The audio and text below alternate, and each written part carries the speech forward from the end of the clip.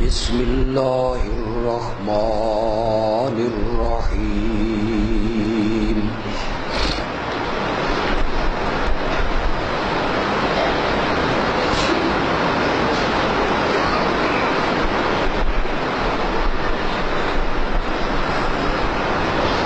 ولا تقولوا لمن يقتل في سبيل الله أموات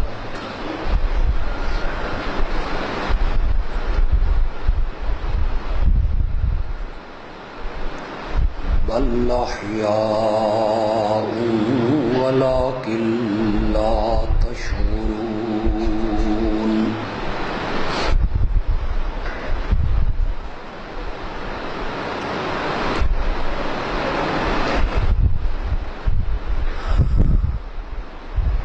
اللهم صل على سيدنا ومولانا محمد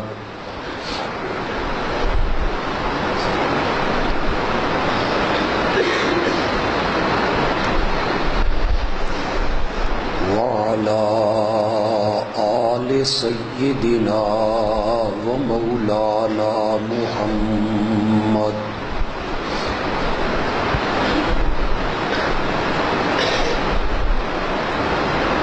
وبارك وسلم ثم صل عليه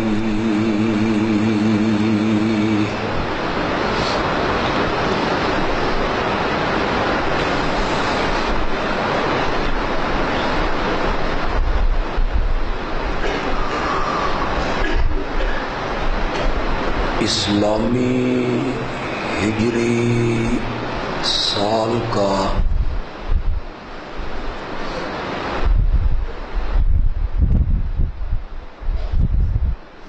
پہلا مہینہ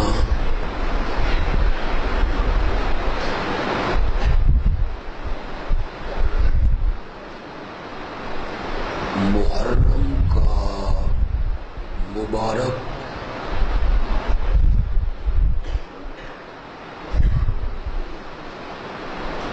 اور معظم مہینہ ہے.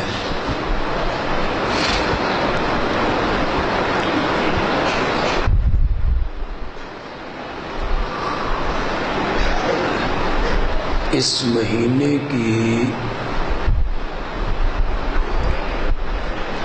یکم تاریخ کو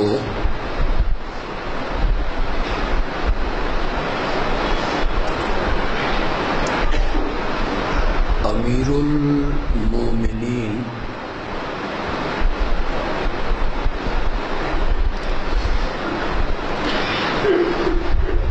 حضرت سیدنا فاروق اعظم رضی اللہ تعالی عنہ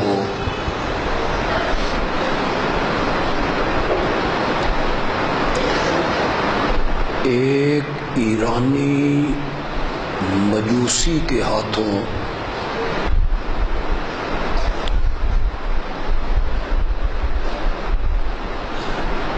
فجر کی نماز میں اور مسجد نبوی میں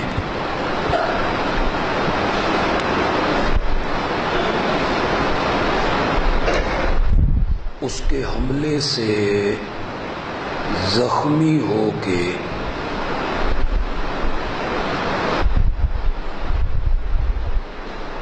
شہادت کا جام پی گئے.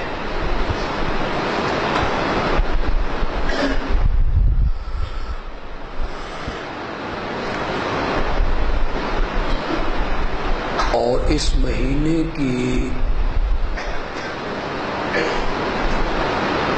10 تاریخ کو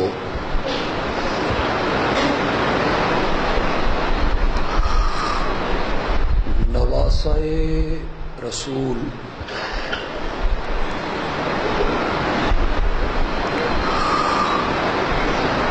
فرزند حیدر کرار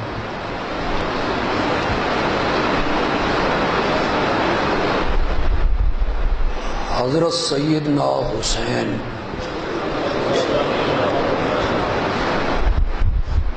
رضی اللہ تعالی عنہ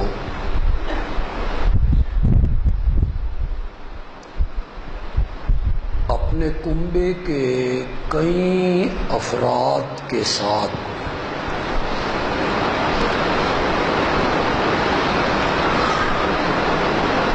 حالت مسافری میں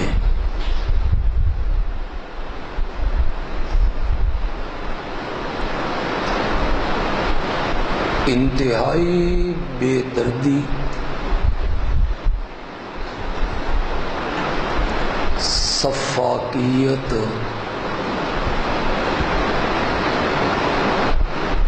اور ظلم سے شہید کیے گئے۔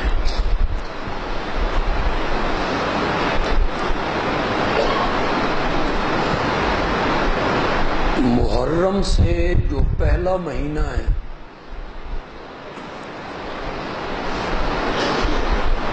ذو الحج کا مہینہ،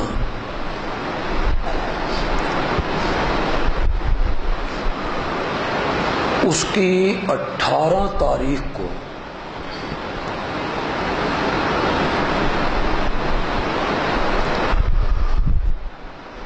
دوہرے داماد نبی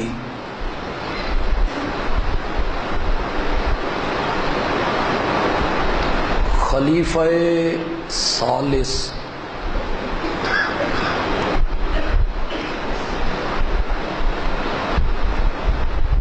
حضرت سیدنا عثمان ذو النورین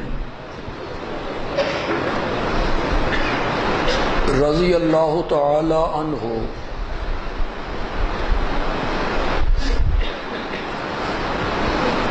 کئی دن پیاسے رہ کے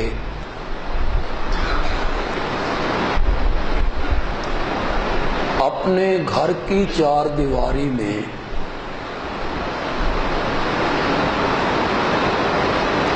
اللہ کے قرآن کو پڑھتے ہوئے انہوں نے جام شہادت نوش کی۔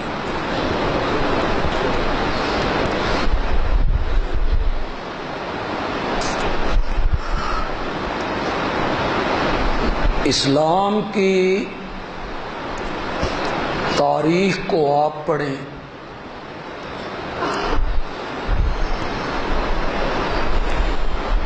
خدا گواہ ہے کہ اسلام کی تاریخ شہداء کے خون سے رنگین ہے۔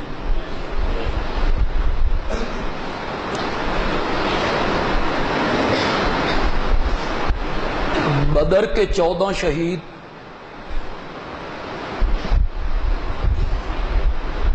احد کے 70 شہید،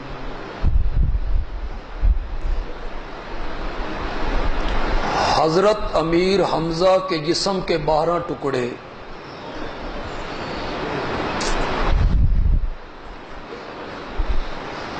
ان کی نعش کا مصلح کرنا،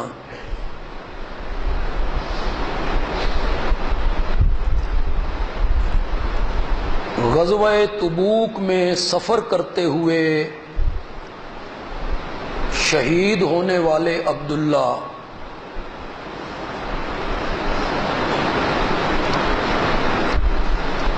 اسلام کی پہلی شہید سیدہ سمیہ،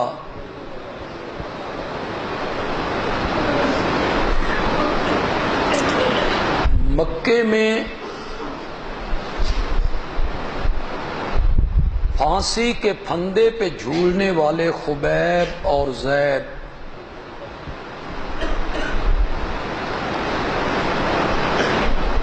مسیلمہ کے دربار میں قتل ہونے والے حبیب،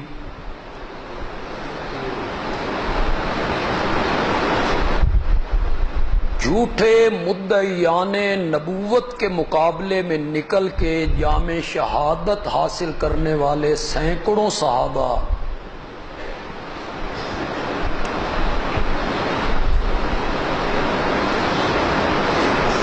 یہ ساری تاریخ شہداء سے بھری ہوئی۔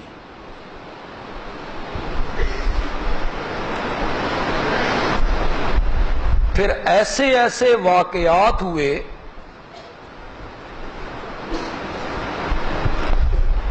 کہ آج بھی انہیں پڑھا جائے تو انسانی عقل دنگ رہ جاتی ہے۔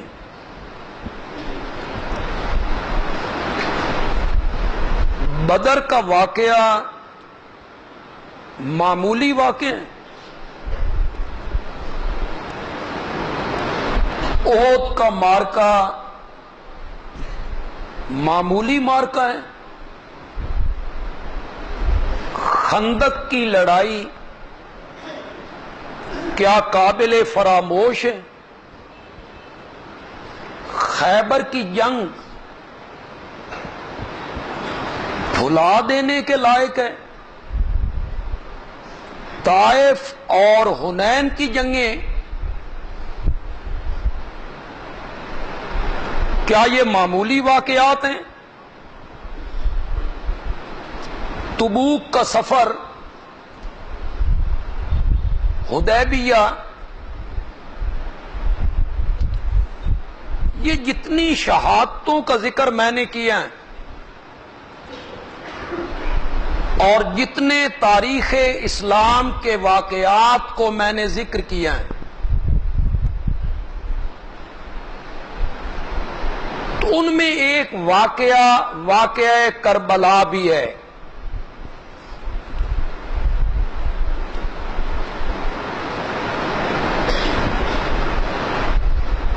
ہمارے ہاں جو اہمیت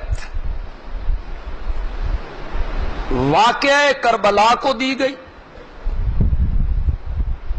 آپ اپنے سینے پہ ہاتھ رکھ کے بتائیں۔ میں اوروں کی بات نہیں کرتا، میں آپ کی بات کر لیتا ہوں، اور آپ سے میری مراد عام لوگ ہیں۔ جو اہمیت آپ کے ذہنوں میں واقعہ کربلا کی ہے، کیا وہی اہمیت آپ کے ذہنوں میں بدر و احد کی ہے؟ بولو۔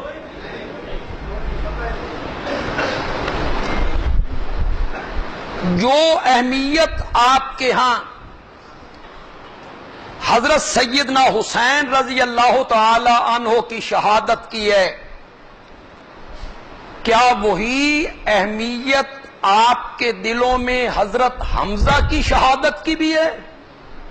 بولیے، بولتے کیوں نہیں ہو؟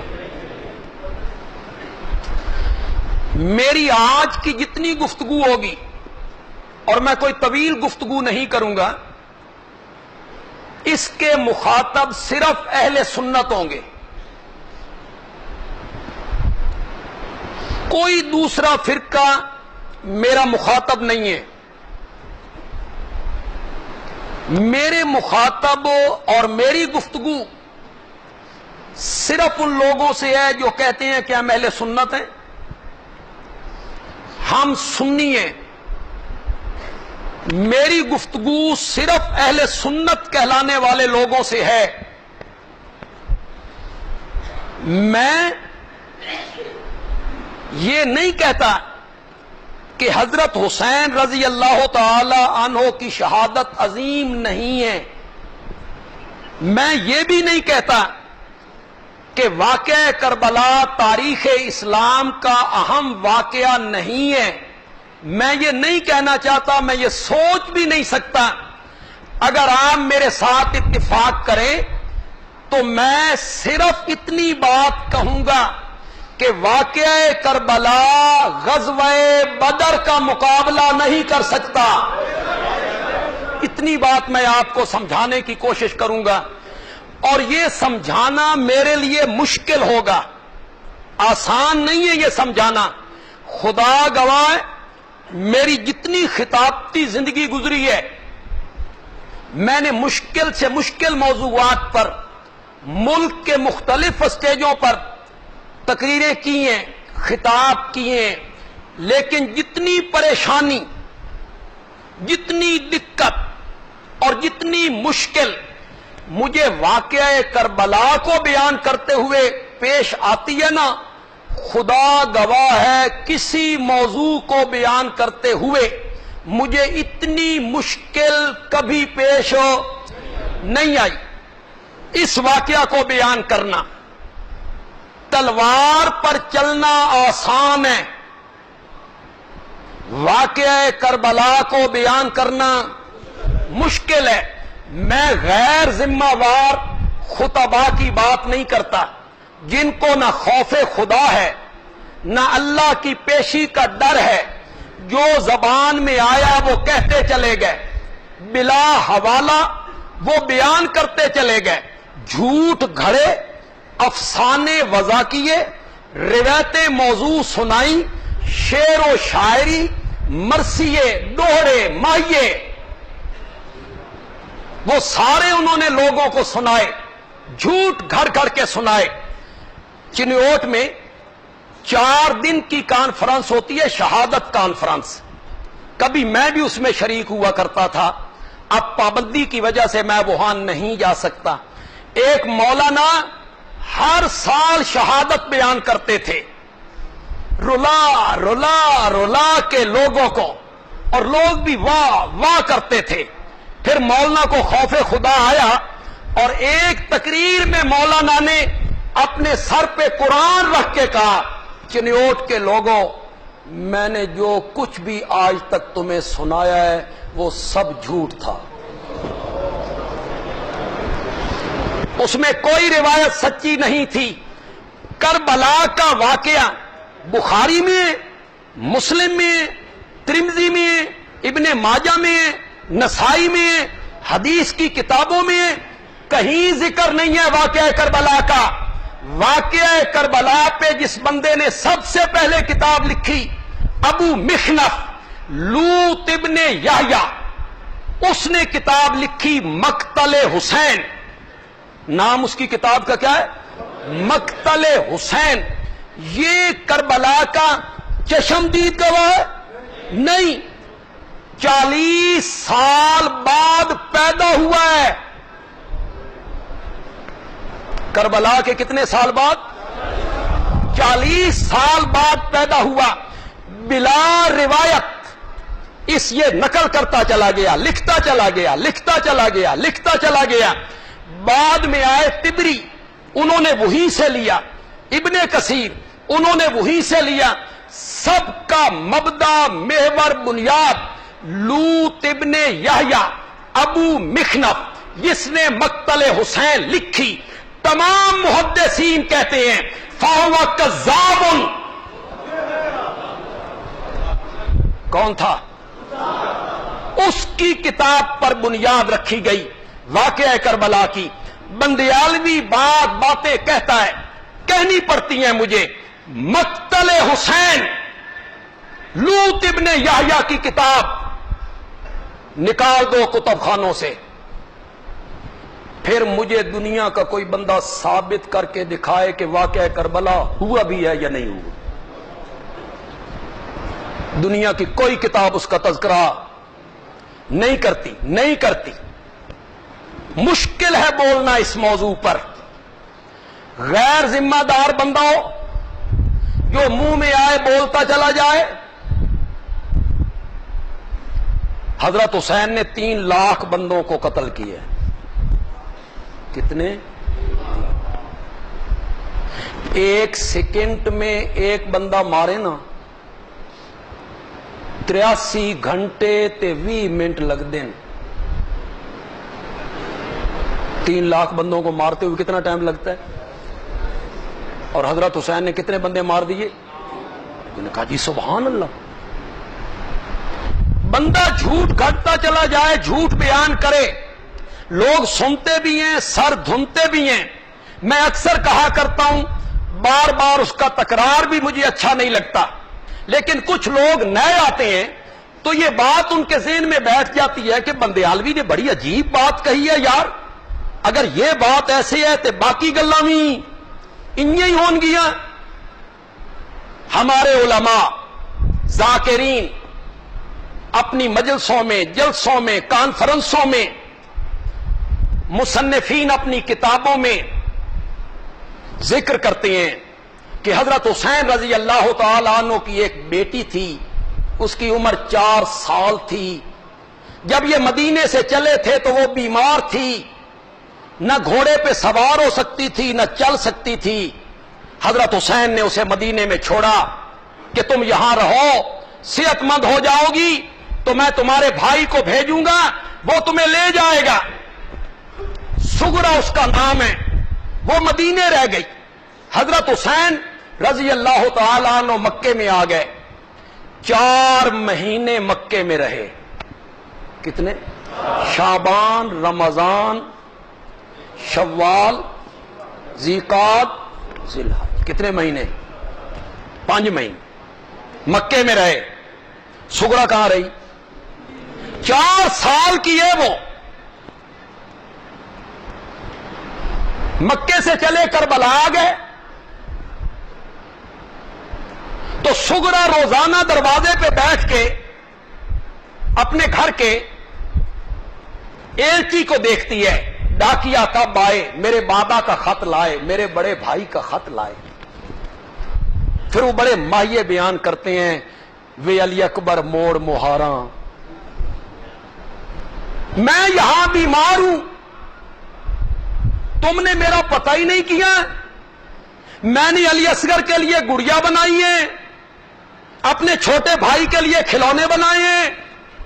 آخری خط جو سغرا کا پہنچا کربلا تو حضرت حسین کا ایک قدم رکاب میں تھا، دوسرا گھوڑے کی پشت پہ لگانے لگے تو ایلچی نے خط دیا، یہ تیری بیٹی سغرا کا خط ہے. سغرا کا خط پڑھا، خیمے میں آئے، اپنی بہن زینب سے کہا یہ بھتیجی کا خط پڑھ. چیخیں نکل گئیں. اب جن لوگوں کی 4 سال کی بیٹیاں ہیں ان کے ذہن میں تصور آیا، بیمار ہے، بیٹی ہے، 4 سال کی ہے، معصوم ہے، مدینے رہ گئی ہے، رو رہی ہے، خط لکھ رہی ہے، بھائی کو بلا رہی ہے. ہمارے سنی واعظین نے اپنی تقریروں کو زینت دی، کتابوں میں لکھی گئی یہ بات. میں کوئی تعلی نہیں کرنا چاہتا، نہ میں کوئی تحدی کرنا چاہتا ہوں، نہ میں کسی کو چڑھانا چاہتا ہوں، میں تو صرف سمجھانا چاہتا ہوں. میرا خدا گواہ ہے، میں منبر رسول پہ ہوں اور میں باوضو ہوں اور میں اللہ کے گھر میں ہوں. خدا گواہ ہے، حضرت حسین کی کسی بیٹی کا نام سغرا ہے ہی کوئی نہیں.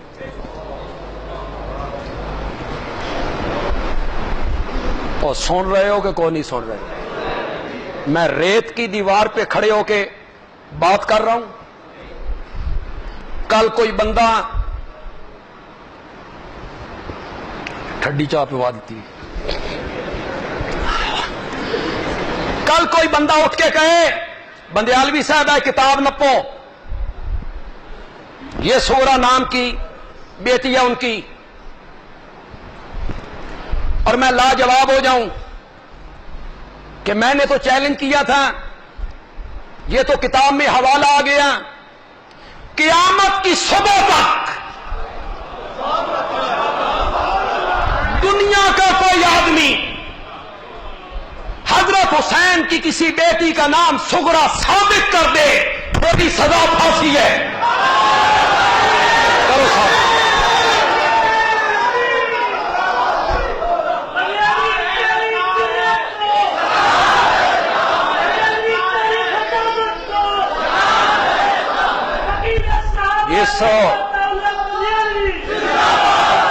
جس لڑکی کا وجود ہی کوئی نہیں، اسے مدینے ٹھہرائے، اسے بیمار بنائے، صرف لوگوں کو رلانے کے، صرف لوگوں کو رلانے. اب میں واقعہ کربلا بیان کرتے ہوئے سغرا کا ذکر تو نہیں کر سکتا، میں نے تو اللہ کو جواب دینا ہے.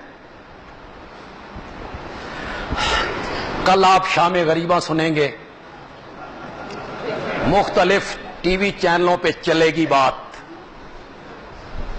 خیمے سے 6 سال کی بچی نکلی، بابا بابا کہتے ہوئے نکلی، پیچھے سے زینب نے کہا بھتیجی کہاں جا رہی ہو؟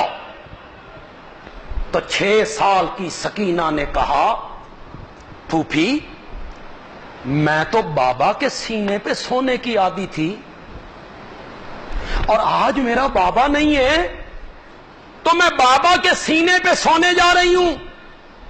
6 سال کی سکینہ آئی، حسین کے سینے پہ لیٹی، اوپر سے زینب آئی، انہوں نے الگ کیا، ایک کہانی سنائی گئی۔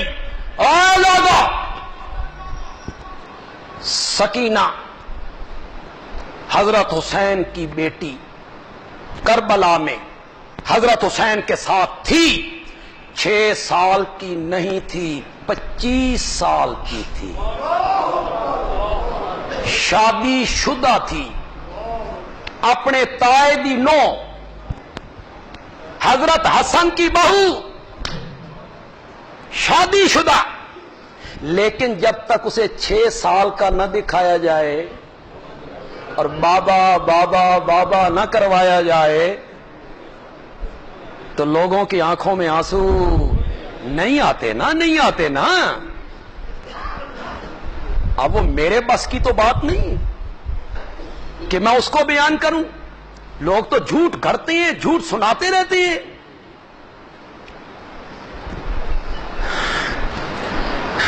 کہ حضرت معاویہ رضی اللہ تعالیٰ عنہ مسجد نبوی کے سامنے سے گزرے، یزید ان کے کاندھے پہ تھا، وہ بچہ تھا، آقا نامدار خاتم النبیین امام الانبیاء حضرت سیدنا محمد الرسول اللہ صلی اللہ علیہ وسلم نے دیکھا کہ معاویہ کے کاندھے پہ ان کا بیٹا یزید ہے، تو نبی پاک نے فرمایا جنتی کے کاندھے پہ جہنمی ہے۔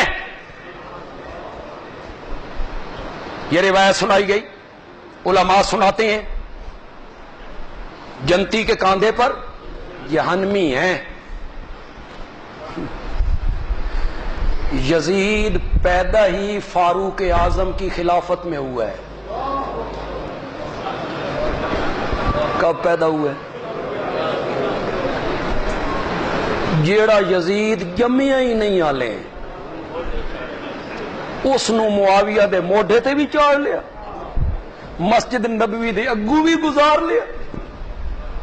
یہ تو کل قیامت کے دن باتیں ہوں گی انشاءاللہ۔ منبر و محراب کا وارث طبقہ، یہ کل قیامت کے دن باتیں ہوں گی کہ نبی پاک کے ذمے جھوٹی روایتیں لگانا کتنا بڑا گناہ ہے، کتنا بڑا گناہ۔ تو میں وہ واقعات تو نہیں بیان کر سکتا نا، میں نے تو چند حقائق آپ کے سامنے رکھنے ہیں۔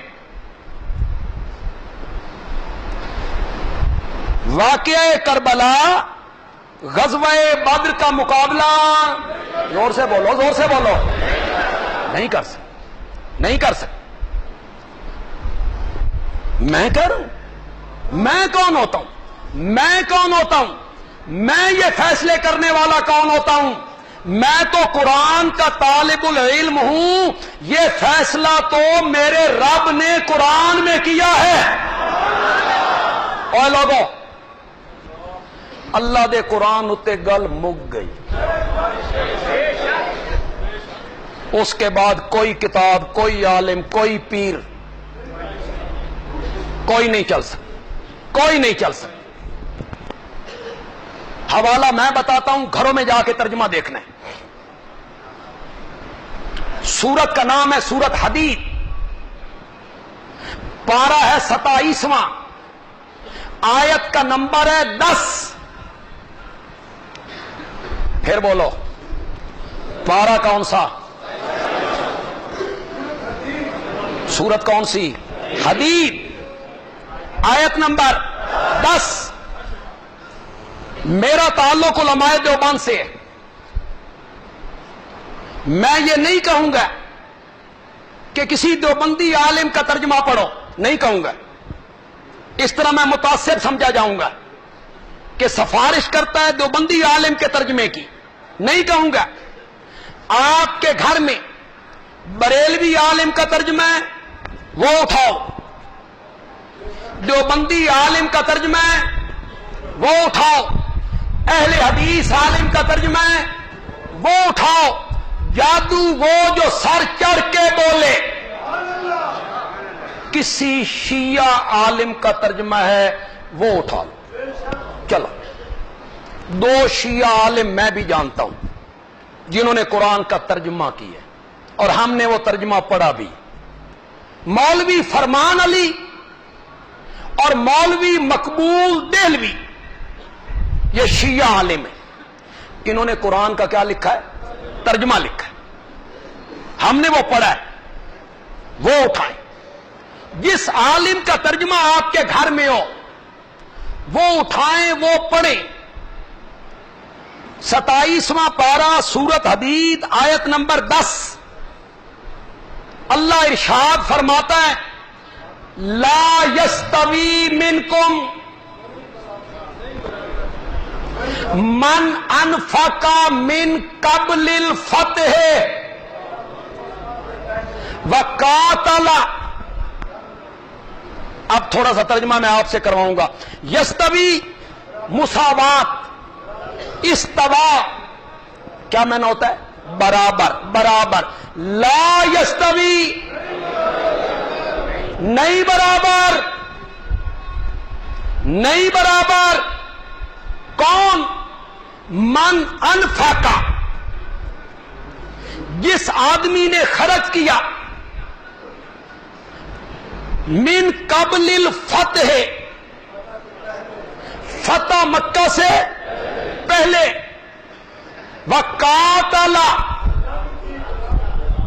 اور جہاد کیا فتح مکہ سے پہلے، اور وہ لوگ جنہوں نے خرچ کیا فتح مکہ کے بعد، جنگ کی فتح مکہ کے بعد، یہ دونوں برابر نہیں۔ مولا کیا فرق ہے؟ فرمایا اولئک اعظم درجۃ، اعظم صرف بڑے کہ بہت بڑے، وہ جنہوں نے پہلے خرچ کیا، پہلے جنگیں کی، پہلے لڑائیاں کی، پہلے شہادت پائی، اولئک اعظم درجۃ، ان کے بہت بڑے ہیں درجے ان لوگوں سے جنہوں نے فتح مکہ کے بعد مال خرچ کیا، فتح مکہ کے بعد جہاد کیا۔ پہلوں کے مقام مرتبے پچھلوں سے کیا ہے؟ کس نے کہا؟ بولو، زور سے بولو، کس نے کہا؟ بدر فتح مکہ سے پہلے ہوئی کے بعد 6 سال پہلے، کتنے؟ احد 5 سال پہلے، خندق 4 سال پہلے، حضرت حمزہ کی شہادت 5 سال پہلے، اور کربلا کا واقعہ فتح مکہ کے 53 سال بعد۔ فتح مکہ کے کتنے سال بعد؟ کربلا کا واقعہ ہوا 53 سال بعد، اور بدر ہوئی فتح مکہ سے 6 سال پہلے، اور قرآن نے فیصلہ کیا کہ جنہوں نے پہلے جہاد کیا، پہلے ایمان لائے، پہلے مال خرچ کیا، اولئک اعظم درجۃ، ان کے درجے کیا ہیں؟ خدا گواہ ہے، دل میرا بھی کرتا ہے کہ حسین آگے ہو، دل میرا بھی کرتا ہے حسین آگے ہو، وہ نواسہ رسول ہے، وہ جگر گوشہ بطول ہے، وہ راکب بردوش رسول ہے، وہ راکب بردوش رسول ہے۔ انہیں گھٹی میرے نبی نے لگائی، ان کے کان میں آذان میرے نبی نے کہی، ان کا نام میرے نبی نے رکھا، انہیں گود میں اٹھایا، فرمایا افتح فاک یا بنیا، میرے پیارے بیٹے اپنا منہ کھولو۔ ننھے حسین نے منہ کھولا تو میرے نبی نے اپنی لعاب اس کے منہ میں ڈال۔ وہ جنت کے پھول ہیں، وہ میرے نبی کے پھول ہیں۔ ہے توجہ آپ کی؟ ہے توجہ آپ کی کہ ناراض ہو گئے ہو؟ حقائق بیان کرنے اتنے مشکل نہیں ہوتے جتنے سننے مشکل ہوتے۔ وہ جو پیپ بھر جائے نا زخم میں، پھر اس پہ جب نشتر لگتا ہے نا، نشتر، تکلیف تو، لیکن آرام مستقل آ جاتا،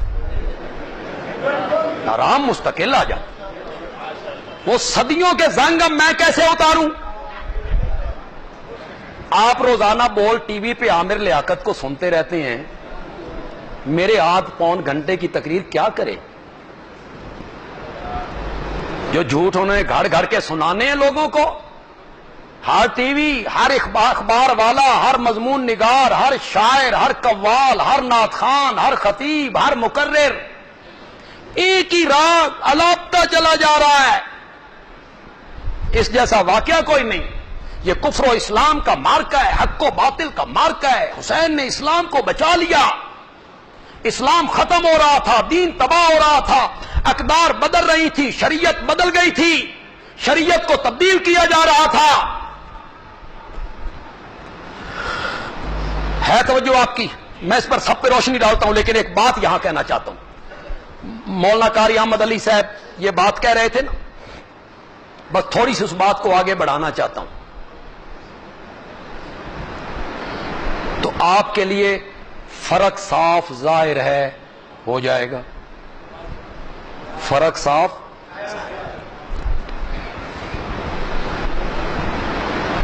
حضرت حسین نواسہ رسول ہے، بے شک ہو، راکب بردوش رسول ہے، ان کو گھٹی میرے نبی نے لگائی، آذان کان میں میرے نبی نے کہی، ان کے منہ میں اپنا لعاب ڈالا، وہ میرے نبی کی خوشبو ہیں، وہ جنت کے پھول ہیں۔ یہ ساری عظمتیں، حضرت حسین کی یہ ساری عزتیں، حضرت حسین کی یہ ساری عفتیں، حضرت حسین کی یہ ساری عظمتیں دوسرے درجے کی ہیں، دوسرے درجے کی ہیں۔ اور لوگوں، بندیالوی کہتا ہے حضرت حسین کی سب سے بڑی فضیلت یہ ہے کہ وہ میرے نبی کا صحابی ہے۔ یہ ہے حضرت حسین کی عظمت۔ وہ میرے نبی کا کیا ہے؟ زور سے بولو، زور سے بولو، یہ ہے عظمت۔ اس عظمت کا مقابلہ کوئی نہیں کر سکتا، کوئی نہیں کر سکتا۔ پچھلی ساری امت مل جائے، صحابہ کے بعد آنے والی ساری امت مل جائے، تابعین، تبع تابعین، ائمہ مجتہدین، مفسرین، محدثین، فقہاء، علماء، شہداء، شب زندہ دار، تہجد گزار، یہ سارے مل جائیں، امام ابو حنیفہ، امام شافعی، امام مالک، امام احمد ابن حنبل، امام بخاری، مسلم، ترمذی، ابن ماجہ، نسائی، شیخ عبد القادر جیلانی، با یزید بستامی۔ یہ ذرا با یزید پہ تھوڑا سا غور کرنا ہے، یہ ولی ہے، ولی ہے، با یزید، اصل میں تھا ابا یزید، یزید کا باپ جی۔ با یزید بستامی، معین الدین چشتی، سلطان باہو، حضرت علی حجویری، اولیاء اللہ، بزرگان دین، تابعین، علماء، یہ سارے مل کر ایک دوسرے کے اوپر یوں چڑھتے چلے جائیں، خدا کی قسم حضرت حسین کے قدموں کے تلووں کو بھی ہاتھ نہیں لگا سکتے، نہیں لگا سکتے۔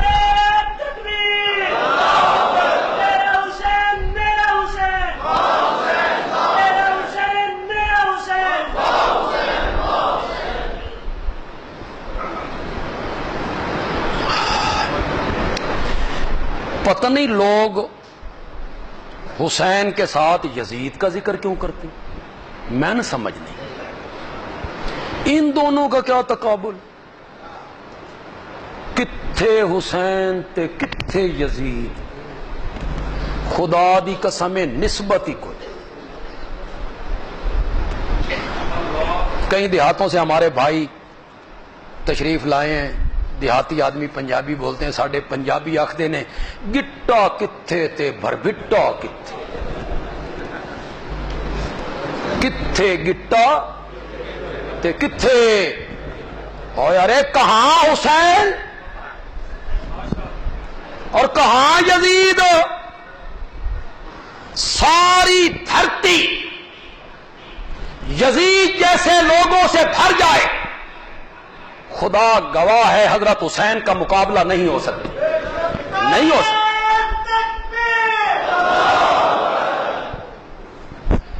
یہ یوں ہی لوگ ہمارے متعلق اور کوئی بات نہیں ملتی، کہتے یزیدی نے،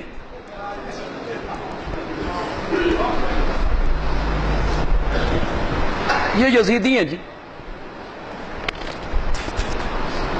وہ ایک صاحب نے اپنے رسالے میں جب یزیدیوں کا تذکرہ کیا، اے مولوی یزیدی، اے بھی یزیدی، اے بھی یزیدی، اے بھی یزیدی، اتھے جلے میرا تذکرہ کیتا تو اس آکھیا اے یزیدی بھی ہے نال مماتی بھی ہے، کریلا اتو نیم چڑھیا۔ جب میرا ذکر کیا تو اس نے اس طرح ذکر کیا۔ میں کیوں یزیدی ہوں؟ خدا دی قسم ہے میں یزید نو ویکھیا بھی کوئی نہیں، میں نے دیکھا یزید کو، خدا گواہ میں نے یزید کو نہیں دیکھا، نہ میں نے یزید کے پیچھے نماز پڑھی ہے۔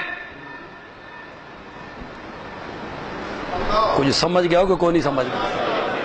نہ میں یزید دی بیعت کیتی ہے، میں کیوں یزیدی؟ نہ میں نے دیکھا، نہ اس کے پیچھے نماز پڑھی، نہ میں نے اس کی بیعت کی۔ یزیدی تو وہ ہوگا جس نے یزید کے ہاتھ پہ بیعت کی ہوگی، وہ ہوگا نا یزیدی۔ وہ عبداللہ ابن عباس سے پوچھ، وہ عبداللہ ابن عمر سے پوچھ، وہ عبداللہ ابن جعفر سے پوچھ، وہ حضرت حسین کے بھائی محمد ابن علی المعروف بہ حنفیہ سے پوچھ، وہ حضرت حسین کے چچا زاد بھائی عبداللہ ابن جعفر سے پوچھ۔ یزیدی وہ ہوں گے جنہوں نے یزید کے ہاتھ پہ کیا کی ہے؟ بیعت کی ہے۔ میں کیوں یزیدی ہوں؟ میں نے کوئی اس کے ہاتھ پہ بیعت کی ہے؟ حضرت حسین کا اور یزید کا کیا تقابل ہے جی؟ کوئی تقابل ہے؟ ان دونوں کو مقابلے میں کیوں لایا جاتا ہے؟ حضرت حسین بہت اونچے ہیں، بہت اونچے ہیں، بہت اونچے ہیں، اس کے مقابلے میں یزید کی کیا اہمیت ہے؟ حضرت حسین کے مقابلے میں یزید کی کیا اہمیت ہے؟ کوئی اہمیت نہیں ہے۔ غیر ذمہ دار خطیب وائز قصے جوڑتی ہیں، شوشے چھوڑتی ہیں، کہانیاں بناتی ہیں، اسے بیان کرتے رہتے ہیں، پھر وہ لوگوں کے سامنے بیان کرتے ہیں میں یہ کام نہیں کر سکتا، نہیں کر سکتا۔ میں نے اللہ کو جواب دینا۔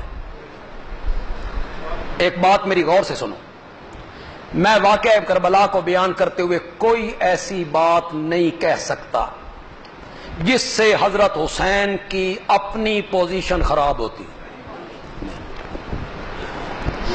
حضرت حسین کی توہین ہو جائے تو یہ بندے کو کفر کے قریب پہنچا دے گی۔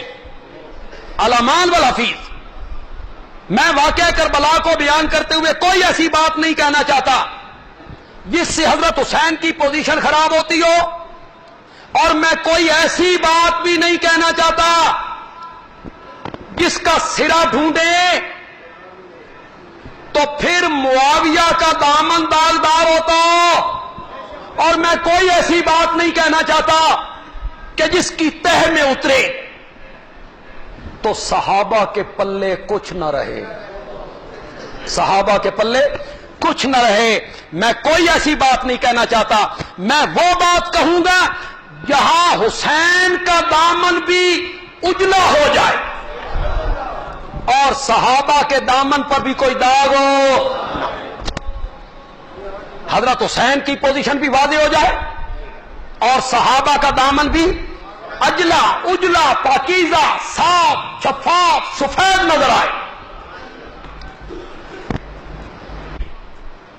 اخباروں میں آج بھی میں اخبار کے ایڈیشن پڑھتا رہا، مختلف علماء کے میں نے مضامین پڑھے، فیس بک پہ میں نے کئی ایک کی تقاریر بھی سنی، ہر ایک نے یہی راگ الاپا، یہ کفر و اسلام کا مارکا تھا، یہ حق و باطل کی جنگ تھی، اسلام مٹ رہا تھا، شریعت بدل رہی تھی، وقت کا حکمران زانی تھا، شرابی تھا، بے نماز تھا، شریعت کی اقدار بدل گئی تھی، قرآن بدل گیا، احکام بدل گئے، حضرت حسین اس کو بچانے کے لیے نکلے، دین کو بچانے کے لیے، اسلام کو بچانے کے لیے، اس نظام کو بچانے کے لیے، اس دین کو بچانے کے لیے، اس شریعت کو بچانے کے لیے نکلے تھے۔ یہی کہا جاتا ہے کہ نہیں کہا جاتا؟ بولو، زور سے بولو، نہیں کہا جاتا؟ یہی تو کہا جاتا ہے، شاہ ہست حسین بادشاہ ہست حسین، دین ہست حسین، دین پناہ ہست حسین، سرداد نداد دست در دست یزید، حقا کے بنائے لا الہ ہست حسین۔ سارے پڑھیں گے، سارے پڑھیں گے، سارے واعظین پڑھیں گے، سارے خطیب پڑھیں گے، سر لگا لگا کے پڑھیں گے، سمجھے بغیر پڑھیں گے۔ حقا کے بنائے لا الہ ہست حسین، یا اللہ تیری پناہ۔ ترجمہ آتا ہے کہ ترجمہ نہیں آتا؟ حقا کا معنی ہے پکی بات، بنا کا معنی ہے بنیاد، لا الہ کا معنی ہے کلمہ۔ شاعر کہتے ہیں پکی بات ہے کہ لا الہ الا اللہ کی بنیاد ہی حسین نے رکھی ہے۔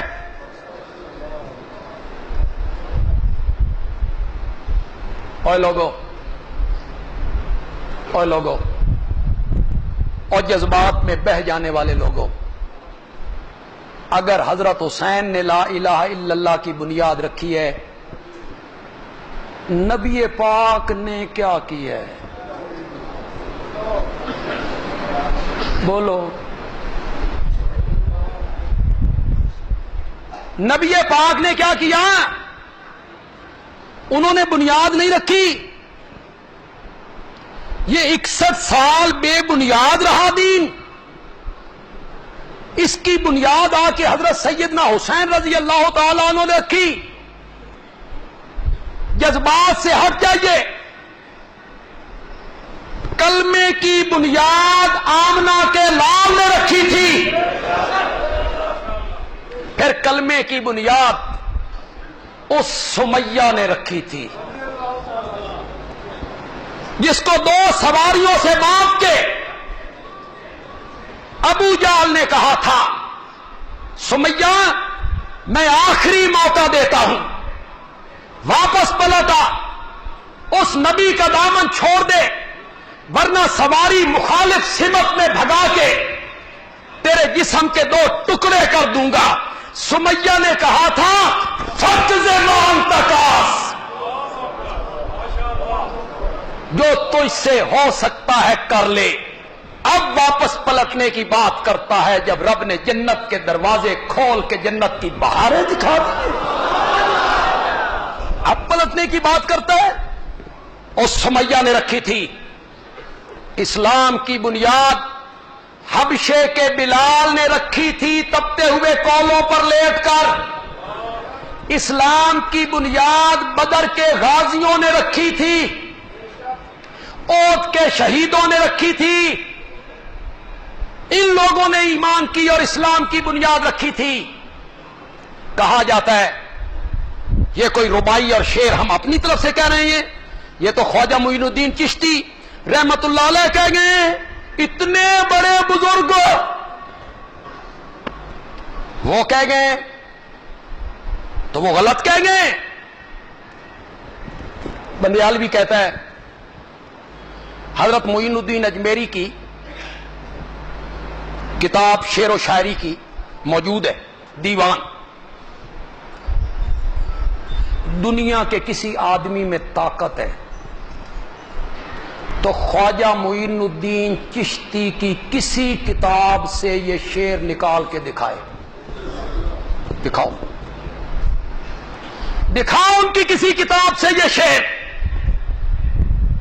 یہ ملا معین الدین کاشفی کے شعر ہیں. اب یہ بات لوگوں کو سمجھ نہیں آتی. یہ شعر کس کے ہیں؟ ملا معین الدین کاشفی. یہ ہندوستان کا شین تھا. اس نے یہ ربائی لکھی اور سنیوں میں مقبول بنانے کے لیے نام کی مناسبت سے کس کے ذمہ لگا دی؟ حضرت معین الدین اجمیری رحمت اللہ علیہ کے ذمہ. ان کے یہ شعر نہیں ہیں. یہ شعر کس کے ہیں؟ ملا معین الدین کاشفی کے.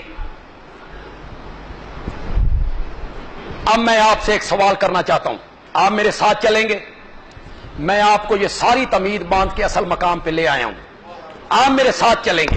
اور بھی دیکھو ایک بات سنو، مسجد میں بیٹھے ہو، اکثر کا چہرہ بیت اللہ کی طرف ہے. خدا لگتی بات کہنا، میری دھاڑ نہیں کرنی کہ معاویہ مسجد میں بیٹھے تو انہی کی بات کروں. نہیں، جو دل میں آئے وہی کہنا. نہ میں ناراض ہوں گا، نہ میرا کوئی ورکر ناراض ہو، نہ آپ کو پکڑے گا. میں آپ کو بالکل کھلی چھٹی دے رہا ہوں. جو دل میں آئے وہی کہو. تیار ہو؟ زور سے بولو. اپنے دل پر ہاتھ رکھ کے بتاؤ، اگر دین بدل رہا ہوتا، اسلام مٹ رہا ہوتا، شریعت تبدیل ہو رہی ہوتی، دین کا چہرہ مسخ ہو رہا ہوتا، زانی شرابی قابض ہو گئے ہوتے، تو حضرت حسین اکیلے نکلتے یا صحابہ بھی ساتھ نکلتے؟ بولو بولو بولو ذرا. صحابہ نہ نکلتے؟ کوئی نکلا؟ صحابہ نہیں نکلے. اگر اسلام بدل رہا ہوتا تو صحابہ چپ کرنے والے لوگ تھے. چپ کرنے والے لوگ تھے، مداہن لوگ تھے الیاذ باللہ. وہ تو 313 1000 سے ٹکرا گئے. ان تھکے ماندوں کو جب احد کے لوگوں نے بتایا کہ ابو سفیان پھر حملے کے لیے آ رہا ہے، فزادہم ایمانا، انہیں جگر تان کے کہا وہ کیوں آئے، ہم جائیں گے. وہ رکنے والے تھے، رکنے والے تھے. حضرت عمر خطبہ دے رہے ہیں، سنو اور مانو. ایک صحابی کھڑا ہوا، اس نے کہا نہیں سنتے، نہیں مانتے.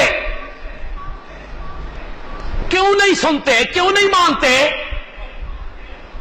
اس نے کہا یہ کرتا جو آپ نے پہن رکھا ہے یہ بیت المال سے کپڑا ہمیں بھی ملا تھا، ساڈا کرتا نہیں بنیا،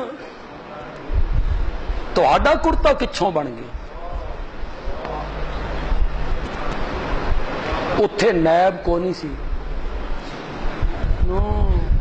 ہر بندہ نیب اٹھ کے پوچھ سکتا ہے کیسے بنا یہ کرتا؟ حضرت عمر نے کہا ہوگا سیکورٹی کہاں ہے، پولیس کہاں ہے، پکڑو پکڑو، نہیں۔ حضرت عمر نے کہا میرا بیٹا ابن عمر ہے، عبداللہ، بابا ہوں۔ فرمایا بیٹا اٹھو جواب دو۔ عبداللہ اٹھے، انہوں نے کہا بابا کا کرتا تو نہیں بنتا تھا، میں نے اپنے حصے کا کرتا اپنے حصے کا کپڑا بابا کو دے دیا، تو دو کپڑے ملے تو بابا کا کرتا بن گیا۔ صحابہ تو ایسے تھے، وہ چپ کرنے والے لوگ تھے۔ حضرت عمر، جرار عمر، جس کا نام سن کر کیسر و کسرا کانپ جایا کرتے تھے، کانپ جایا کرتے۔ کہتے ہیں جمعے کا دن ہے، اور لوگوں اگر میں کوئی ایسی بات کہوں جو تم نے اللہ کے نبی سے نہ سنی ہو، مانو گے؟ مانو گے؟ سناٹا چھا گیا۔ پچھلی صفوں سے ایک غریب صحابی کھڑا ہوا، اس کی تلوار کھجور کے تنکوں میں لپٹی ہوئی تھی، نیام نہیں تھی اس کے پاس۔ اس نے وہ تلوار نکالی، اس کی دھار پہ انگلی رکھی اور کہا امیر المومنین، یہ تلوار بدر کے میدان میں، احد کے مارکے میں کافروں کے سروں پر بجلی بن کے چمکی تھی۔ اگر تم نے میرے نبی کے خلاف کوئی بات کی، میں اس تلوار سے تمہاری گردن بھی اکھاڑ کے رکھ دوں گا، برداشت نہیں کروں گا۔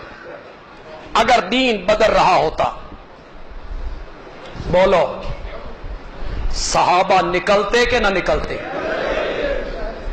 تو پھر اس کا مطلب ہوا دین بدل رہا تھا، اسلام مٹ رہا تھا، اور کوئی صحابی باہر، تو صحابہ کا دامن کیا ہو گیا؟ داغدار ہو گیا، دامن پوزیشن خراب ہو گئی صحابہ کی۔ آئیے دوسری بات کا میں آپ سے جواب طلب کرتا ہوں۔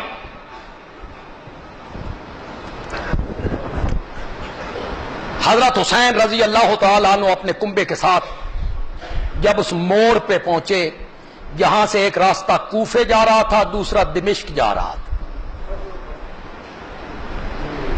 یہاں ابن سعد کے دستے نے حضرت حسین کا راستہ روکا۔ ابن سعد کون ہے؟ اس کا نام ہے عمر، لوگ عمر کہتے نہیں، عمر، عمر بن سعد۔ کون ہے یہ سعد ابن ابی وقاص کا بیٹا ہے۔ سعد ابن ابی وقاص کون ہے؟ ان 10 صحابہ میں شامل ہے جن کو میرے نبی نے جنت کی نام لے کر بشارت دی، ان کا یہ بیٹا ہے۔ اور خدا گواہ میرے نبی نے یہ جملے کسی بندے کے متعلق نہیں کہے جو سعد کے متعلق۔ وہ تیر چلا رہے ہیں، نبی پاک انہیں پیچھے سے تیر پکڑوا رہے ہیں، پکڑاتے ہیں، وہ چلاتے ہیں مشرکین پر۔ نبی پاک تیر ان کے ہاتھ میں دے کے کہتے ہیں ارمے یا سعد، ارمے یا سعد، فدا کا ابی و امی، 7 تیر چلاؤ، تجھ پر میری ماں بھی قربان، تجھ پر میرا باپ بھی قربان، ساری کائنات کی مائیں میرے نبی پہ قربان، اور نبی پاک کے ماں باپ کس پہ قربان ہیں؟ نبی پاک کہا کرتے تھے سعد میرا ماموں ہے، سعد میرا ماموں ہے۔ کسی کا ایسا ماموں ہو تو سامنے لائے. اس کا یہ بیٹا ہے جس کو بڑی گالیاں ملتی، ابن سعد، اس نے راستہ روکا. حضرت حسین رضی اللہ تعالیٰ عنہ سے اس کی کئی ملاقاتیں ہوئی خیموں میں. تاریخ کی کتابوں نے یہ سب کچھ لکھا. ایک بات میں یہاں کرنا چاہتا ہوں آپ سے. ہو سکتا ہے کئی لوگ یہاں بیٹھے ہوں جو تاریخ پر ایمان کی حد تک یقین رکھتے ہیں. وہ کہتے ہیں جی تاریخ نے لکھ دی ہے، فلاں تاریخ نے لکھا، فلاں نے لکھا، فلاں نے لکھا، فلاں نے لکھا. آج میں آپ کو وضاحت سے بات بتاتا ہوں تاریخ کیا ہوتی ہے. شاید اس سے پہلے شاید کبھی بتائی بھی ہو. ہمارے استاد حضرت نیلوی رحمت اللہ علیہ وہ کہتے تھے تاریخ ہوتی ہے. تاریخ کیا ہے؟ تاریخ ہے، اندھیرا ہی اندھیرا. میں ایک مثال آپ کو دیتا ہوں. میرا کسی سیاسی جماعت سے تعلق نہیں، نہ ہم سیاسی لوگ ہیں، ہم مذہبی لوگ ہیں.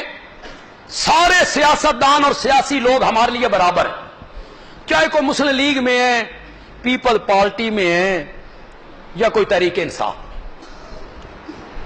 جماعت اسلامی میں ہے، جمعیت علماء اسلام میں. بھٹو، ذوالفقار علی بھٹو ہماری سیاسی تاریخ کا ایک بڑا نام ہے، ایک بڑا نام. آپ میں سے کم لوگ ہوں گے جنہوں نے بھٹو صاحب کو سنا ہوگا. سن 78 میں یا 79 میں انہیں پھانسی ہو گئی. اس کو بھی آج کتنے سال گزر گئے؟ 30 سال ہونے کو ہے، 30 سال. تو آپ میں سے جو 40 سال کے آدمی ہیں انہیں بھی بھٹو یاد کوئی نہ ہو. میں نے بھٹو کو براہ راست سنا ہے، بہت قریب سے سنا ہے، اور کئی تقریروں میں اسے سنا ہے. سرگودا میں جب وہ سب سے پہلے آئے تھے، یہ سٹی تھانے کے سامنے جو پریس کلب ہے، یہ گراؤنڈ ہوا کرتا تھا، یہاں انہوں نے جلسہ کیا تھا اور میں نے بہت قریب سے ان کو سنا تھا. ایک کردار ہے وہ پاکستان کی سیاست کا. 68 میں آیا، آندھی بن کے پاکستان پہ چھا گیا. وہ کہتا تھا میں کھمبے نو بھی ٹکٹ دیواں نا تے کھمبا بھی جیت. اور اس میں کوئی شک نہیں 70 کے الیکشن میں اس نے بڑے بڑے برج الٹ دی، بڑے بڑے سرمایہ دار غریبوں کے ہاتھوں پٹ گئے. بھٹو صاحب جیت گئے. مشرقی پاکستان الگ ہو گیا، بنگلہ دیش بن گیا. مغربی پاکستان کا نام اسے حاصل ہوا. بھٹو صاحب وزیر اعظم ہو. نئے الیکشن کا اعلان کروایا، اس میں دھاندلی کا الزام لگا. 77 میں تحریک چل پڑی، تحریک نے زور پکڑا، جنرل ضیاء الحق صاحب آ گیا، انہوں نے تختہ الٹ دیا. بھٹو صاحب پہ قتل کا مقدمہ چلا، پھانسی پہ جھول گئی. اب عام میں سے جن لوگوں کو بھٹو صاحب کا پتہ نہیں ہے، بھٹو کون تھا، کیسا تھا، کیا تھا، تو آپ اگر بھٹو کو سمجھنا چاہتے ہیں تو اس کا ذریعہ کیا ہے؟ بولو. تاریخ. آپ نے بھٹو کو اگر سمجھنا ہے کہ بھٹو کون تھا، اس کا ذریعہ کیا ہے؟ تاریخ. اگر تاریخ لکھنے والا ہوگا پیپل پارٹی کا، بھٹو کا جیالہ، وہ لکھے گا تاریخ. وہ بھٹو کی خوبیاں لکھے گا، خامیوں پر کیوں؟ بھٹو اس کا لیڈر جو ہوا، پیار جو ہوا، وہ کہے گا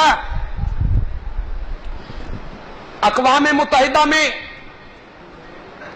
ہندوستان کے وزیر خارجہ کو للکارا تھا بھٹو نے،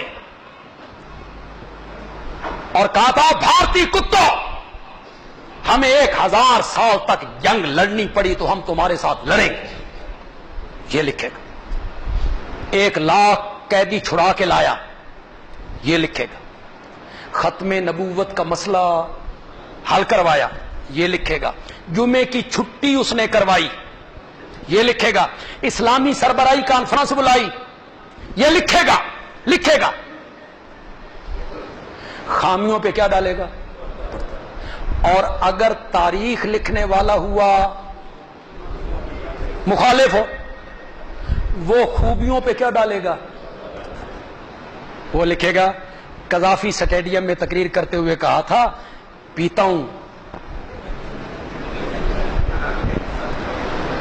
شراب پیتا ہوں حلوہ تو نہیں کھاتا بس تھک جاتا ہوں تو تھوڑی سی. وہ یہ لکھے گا. وہ لکھے گا ملک توڑ دیا ملک توڑ دیا. تو جس کے ہتھے تاریخ چڑھ گئی پیپل پارٹی والی وہ کہے گا بھٹو تے کوئی فرشتہ سی بھائی واہ بھائی واہ. تے جس دے ہتھے تاریخ چڑھ گئی مخالف دی وہ کہے گا بڑا گندا بندہ تھا بھائی بڑا گندا. اب نیوٹرل بندہ ہونا کوئی نہیں. یہ ہے تاریخ. تاریخ لکھی گئی بنو امیہ کے بنو عباس کے دور میں. یہ بڑے کام کی بات بتا رہا ہوں. تاریخ لکھی گئی بنو عباس کے دور میں اور بنو عباس تختہ الٹ کے آئے تھے بنو امیہ کا. کس کا تختہ الٹ کے آئے تھے؟ تو جس کا تختہ الٹ کے وہ آئے تھے انہاں دیاں خوبیاں لکھڑیاں سن کے خامیاں. ہر برائی بنو امیہ کے پلے ہر برائی بنو امیہ کے پلے ہر برائی بنو امیہ کے پلے. مخالف جو تھے تختہ الٹ کے جو آئے تھے ساری برائیاں اس کے پلے. خوبیوں پہ پردے ڈالے گئے. ورنہ جتنے سمجھدار لوگ ہو پڑھے لکھے لوگوں میں تمہیں دعوت دیتا ہوں بتاؤ میرے پیارے پیغمبر کی 4 بیٹیاں ہیں زینب ام کلثوم رقیہ فاطمہ رضی اللہ تعالی عنہم. میرے نبی نے اپنی 3 بیٹیاں بنو امیہ کے خاندان میں بیائی تھیں. کس خاندان میں بیائی تھی؟ ایک بیٹی کس خاندان میں بیائی؟ ہاشم. حضرت علی رضی اللہ تعالیٰ عنہ کے ساتھ 3 بیٹیوں کا بیاہ کہاں کیا؟ بنو امیہ میں. مسجد نبوی کی جگہ فراخ کرنے کے لیے اپیل ہوئی. میرے آقا نے کہا جو آدمی یہ قریب کا پلاٹ لے کے مسجد نبوی کے لیے وقف کرے گا میں اسے جنت کی ضمانت دیتا ہوں. کون اٹھا تھا؟ کون تھا؟ بنو ہاشم کے بنو امیہ. بیر روما کوما خرید کے کس نے دیا؟ بنو ہاشم کے بنو امیہ. ان کی خوبیاں ساری بلا دی گئی. خامیاں سامنے آئیں. یہ کیا یہ کیا یہ کیا یہ کیا. بس ایک جملہ کہنا چاہتا ہوں میرے پاس وقت نہیں کہ میں اس کی وضاحت کر سکوں. اگر آپ ذہین ہیں تاریخ پہ آپ کی نظر ہے تو آپ بہت مزہ حاصل کریں. بندیالوی کہتا ہے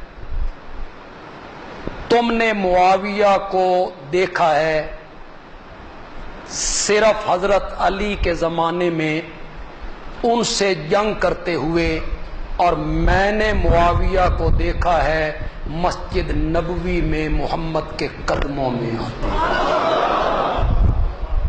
وہاں سے معاویہ کو دیکھو نا. کیا وہ میرے نبی کے قدموں میں آیا؟ وہاں سے کیوں شروع کرتے ہو؟ وہاں سے شروع کرو نا. ابن سعد نے رستہ روکا. حسین کہاں؟ کہ کوفے والوں نے بلائے کہ ہم نے کسی کی بیعت نہیں کی آپ آئیں. کس کوفے والوں نے بلائے؟ حضرت حسین نے خط نکالے فلاں چودھری فلاں سردار فلاں فلاں فلاں. کیوں بھائی جو چودھری اور سردار اور وڈیرے ہوتے ہیں شہروں کے وہ کوئی غیر معروف ہوتے ہیں؟ معروف وہ لوگ ہوتے ہیں. فلاں چودھری فلاں چودھری فلاں سردار. ابن سعد نے کہا حسین ذرا نگاہ اٹھاؤ میرے دستے کو دیکھو اے سارے چودھری میرے نال کھلوتے ہوئے نہیں. او ویکھ حضرت حسین نے دیکھا کہ کہ جنہوں نے خط لکھے وہ آج ابن سعد کے دستے میں ہیں۔ حضرت حسین نے ان کو مخاطب کیا، فلاں ابن فلاں، اور فلاں ابن فلاں، یہ تم نے خط نہیں لکھے، یہ تمہارے نہیں ہیں؟ انہوں نے آخیا سن 5 تن دی سوم،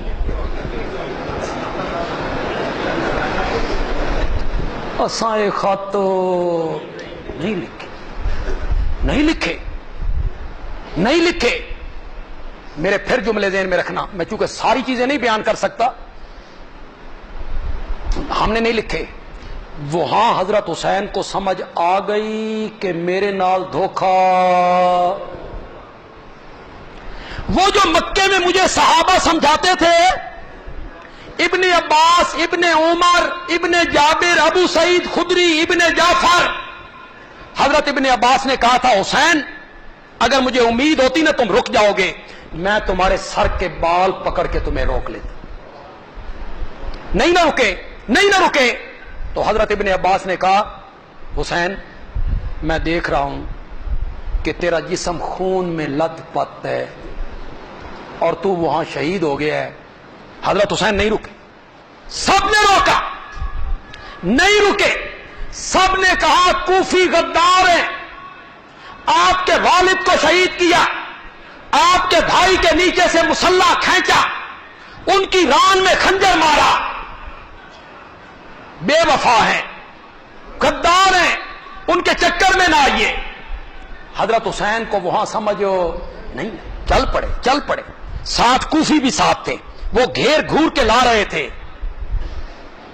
یہاں حضرت حسین کو آ کے سمجھ آ گئی میرے نال دھوکھا، اور وہ جو صحابہ مجھے سمجھاتے تھے ان کی بات صحیح۔ وہاں حضرت حسین نے ابن سعد کے سامنے 3 شرطیں رکھی تھی۔ کتنی؟ پہلے اخباروں والے وہ شرطیں لکھتے تھے، ہوں وہ بھی گھرل کرن لگے ہوئے۔ آج کچھ اخباروں والے نے لکھا ہے، میں نے صرف دنیا نیوز میں پڑھا ہے وہ ایڈیشن کل اور آج، کئی مضمون نگاروں نے وہ 3 شرطیں لکھی ہیں، لیکن لکھی ہیں تھوڑی سی پردہ ڈال کے، تھوڑی سی پردہ ڈال کے، لیکن لکھی ہیں۔ لیکن ہماری تو ایک ہی شرط سے بات بن جاتی ہے جی۔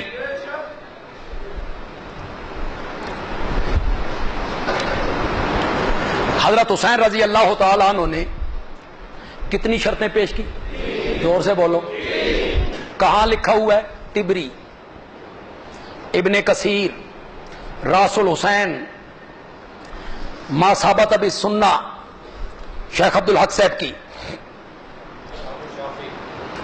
وہ میں نے ان کا بھی ذکر نہیں کیا، میں اہل سنت کا ذکر کر، اہل سنت کا ذکر کر، یہ اہل سنت کی کتابیں۔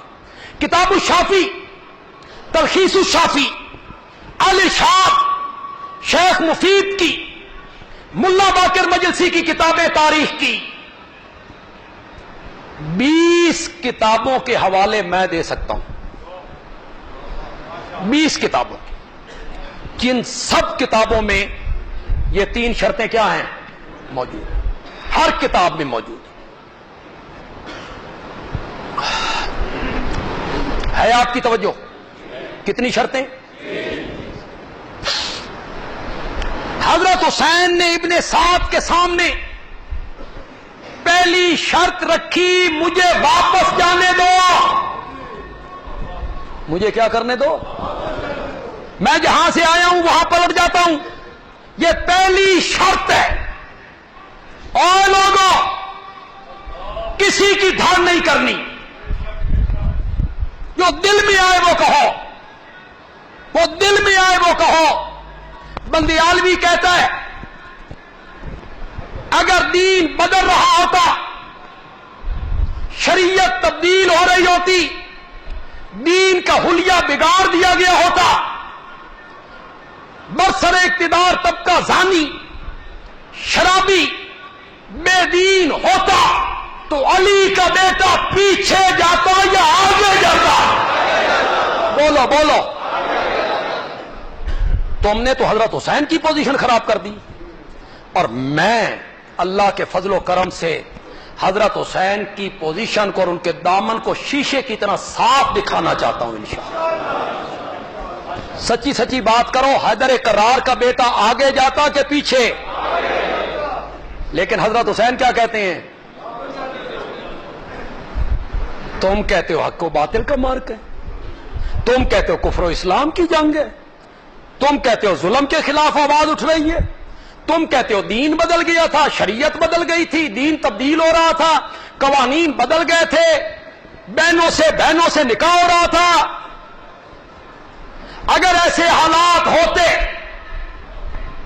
تو حضرت حسین آگے بڑھتے یا پیچھے جاتے؟ زور سے بولو یار۔ اور حضرت حسین کیا کہہ رہے ہیں؟ یہاں موقف بدلا۔ کیوں بدلا؟ صحابی رسول ہے نا، صحابی رسول ہے، نیک نیت ہے۔ جب تک سمجھ نہیں آئی ڈٹے رہے، جب سمجھ آ گئی فوراً اپنے موقف سے رجوع کر لیا، مجھے واپس جانے دو۔ کیوں واپس جا رہے ہیں؟ کیوں واپس جا رہے ہیں؟ ہن یزید متقی ہو گیا، ہن یزید سنت دا عامل ہو گیا، ہن یزید پکا مومن ہو گیا، ہن حکومت اسلامی ہو گئی ہے، ہن قوانین شریعت کے مطابق ہو گئے ہیں۔ کیوں واپس جانا چاہتے ہیں؟ بولے کوئی بندہ مجھے یہ فلسفہ سمجھائے اور یہ گرہ کھولے اور یہ سرا ڈھونڈے۔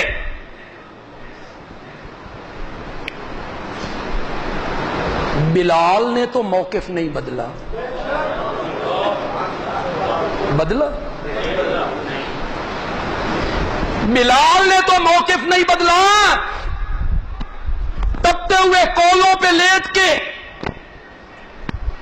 اور کیوں لوگوں یار میں بیان کرتا ہوں تم سنتے ہو، کبھی یار تصور تو کرو تپتے ہوئے کولوں پہ لیٹنا، اور یار تصور تو کرو کبھی سینے پہ بوجھل سلے رکھ دینی، اور کبھی تصور تو کرو چربی پگھل پگھل کے کولوں کو راکھ بنا گئی، نمک ملا پانی زخموں پہ چھڑکا گیا، مکے کی نکیل دار زمین پہ بلال کو گھسیٹا گیا، دوبارہ پھر بلال کو تپتے ہوئے کولوں پہ لایا گیا۔ امیہ نے ٹھوکر مار کے پوچھا بلال پھر بھی اس کا نام لے گا؟ بلال نے کہا ظالم، اس کو ماننے کا جتنا مزہ آج آیا ہے نا آج تک آیا ہی نہیں ہے۔ موقع بدلا کہ چھوڑ دو، آگ سے ہٹا لو، میں تمہارے ساتھ ہوں؟ موقع بدلا ہے؟ توجہ آپ کی کہ تھک گئے ہو؟ یہ لے تھکو تے من دسنا، میں اس ویلے تھوڑی جان چھوڑ دیاں۔ چمک اٹھا جو ستارہ تیرے مقدر کا، اقبال نے کہا تھا، علامہ اقبال نے کہا تھا، چمک اٹھا جو ستارہ تیرے مقدر کا، حبش سے تجھ کو اٹھا کے حجاز میں لائے۔ اگر آپ کی اجازت ہو تو یہاں میں ایک خطابتی جملہ کہا کرتا ہوں، کہوں؟ لیکن ایک وعدہ کرو، جملہ پسند آ جائے تو اتنے زور سے سبحان اللہ کہنی ہے۔ اچھا بتاؤ کتنے زور سے کہو گے؟ اور بیر سڑک پہ آواز توڑ جائے، اتنی بڑی بیر سڑک پہ آواز چلی جائے، وہ بھی تب جب پسند آئے جملہ۔ کہوں؟ میرے مولا نے حبشے سے اٹھایا، منڈیوں میں بکوایا، پھر مکے میں پہنچایا، پھر آمنہ کے لال کے قدموں میں لایا، اور جب بلال آمنہ کے لال کے قدموں میں پہنچا تو بلال کے قدموں کی آہٹ کو جنت میں پہنچا کے رکھ دیا۔ چمک اٹھا جو ستارہ تیرے مقدر کا، حبش سے تجھ کو اٹھا کے حجاز میں لایا۔ وہ آستاں نہ چھٹا تجھ سے ایک دم کے لیے، اور کسی کے شوق میں تو نے مزے ستم کے لیے، اور ستم کے بھی مزے ہوتے ہیں۔ ایک کسی سڑے ہوئے عاشق کو پوچھو، مزے ستم کے لیے۔ حضرت حسین نے موقف کیوں بدلا؟ حضرت حسین کو کہنا چاہیے تھا چھوڑ میرا راستہ، میں اسلام کا قانون اور قرآن کا قانون نافذ کرنے کے لیے نکلا ہوں، میں جاؤں گا آگے، میں لڑوں گا، میں پہنچوں گا، یہ کہنا چاہیے تھا۔ بجائے اس کے جب سمجھ آ گئی تو حضرت حسین نے پہلی شرط کیا رکھی؟ زور سے بولو، زور سے، مجھے کیوں؟ ہن یزید صحیح ہو گیا، ہن قانون صحیح ہو گیا، اب حکومت صحیح ہو گئی ہے، اب شریعت نافذ ہو گئی ہے۔ یہ کہنا آسان ہے۔ ظفر علی خان صاحب نے کہا تھا اسلام زندہ ہوتا ہے ہر کربلا کے بعد۔ کیوں؟ کربلا سے پہلے اسلام مر گیا تھا۔ اسلام زندہ ہوتا ہے ہر کربلا کے۔ شاعروں کا کیا ہے؟ قرآن کہتا ہے وَالشُّعَرَاءُ، شاعر جو لوگ ہیں ان کے پیچھے تو گمراہ لوگ چلتے ہیں۔ شاعر مبالغے کرتے ہیں، جو کہتے ہیں اس پہ عمل نہیں کرتے، جو منہ میں آتا ہے کہتے چلے جاتے ہیں۔ معشوق ہوئے توے دے پچھلے پاسے یار اس نو آکھن کے چن نے، ڈڈ مٹھیا ہوئے تو اس نو آکھن سرو قد ہے۔ ایک شاعر نے مبالغہ کیا، ایک دن رویا میں ہجر یار میں، ہجر کہتے ہیں فراق کو، فراق جدائی، یار کی جدائی۔ ایک دن رویا میں ہجر یار میں، 9 سمندر 200 نالے 8 ندیاں بہ گئی۔ شاعروں کا کیا ہوتا ہے؟ شاعروں کے منہ میں جو آتا ہے وہ کہتے چلے جاتے ہیں۔ آپ میں سے کوئی سرائکی جانتا ہے؟ جانتے ہو سرائکی؟ سرائکی کا ایک شاعر کہتا ہے، لیکن آپ پتہ نہیں کوئی بندے اس ذوق کے ہوں گے، سمجھیں گے کہ نہیں سمجھیں گے۔ وہ کہتا ہے میرے محبوب کا جو رستہ ہے نا وہ بڑا مشکل گھر کا رستہ ہے، مشکل رستہ ہے۔ تو کیا کہتا ہے؟ کیویں ساکو یاد نہ راسی تیرے گھر دا رستہ، کیویں ساکو یاد نہ راسی تیرے گھر دا رستہ، دو تا سارے جنگل آسن ترائے تا سارے دریا۔ یعنی تیرے گھر کے رستے میں 2 جنگل آئیں گے تے 3، واہ بھائی محبوب نے گھر تے چنگی جاتے جا پایا۔ شاعروں کا کیا ہوتا ہے؟